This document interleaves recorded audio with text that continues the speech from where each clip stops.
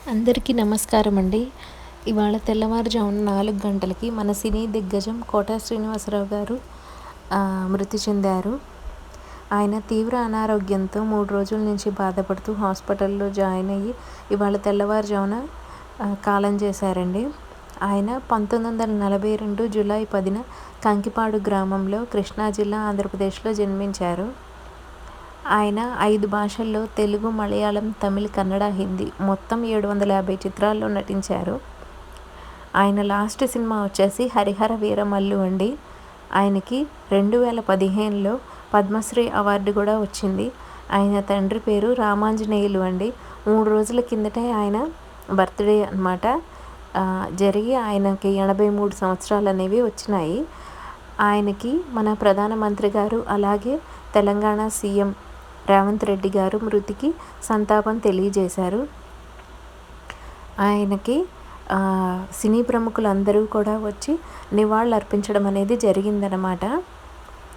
అలాగే అభిమానులందరూ కూడా ఆయన మృతికి సంతాపం అనేది తెలియజేశారు. ఎందరో మంది అభిమానులు వేలాది సంఖ్యలో వచ్చారు. మన చిరంజీవి గారు, పవన్ కళ్యాణ్ గారు, అలాగే సినీ తారలందరూ కూడా వచ్చారనమాట.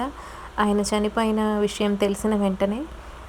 ఆయన సినిమా అండి, మొట్టమొదటి సినిమా వచ్చేసి ప్రాణం ఖరీదు అనమాట. ఆయన మొట్టమొదటి సినిమా.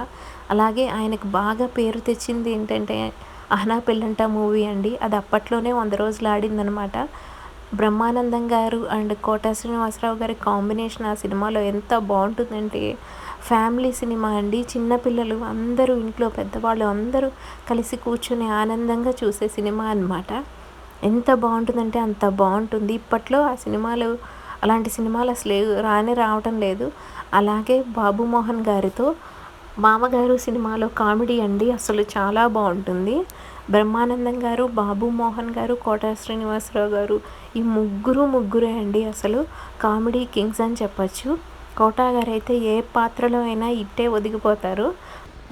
ఎంతోమంది సినీ ప్రముఖులందరూ రావడం అనేది జరిగిందండి. వారిలో మీరు చూసినట్లయితే రంగస్థలం మూవీ ఫేమ్ అజయ్ గారు కూడా వచ్చారు. ఆయన నా కోట గారే ఆదర్శం, నేను ఆయన నీడని తాకితే చాలు అనుకునే మనిషిని అని చెప్పారనమాట. ఈరోజు మన మధ్య కోట గారు లేకపోవడం అనేది చాలా విచారకరం. ఆయన మృతికి మన ఛానల్ తరపున సంతాపం అనేది తెలియజేస్తున్నాం.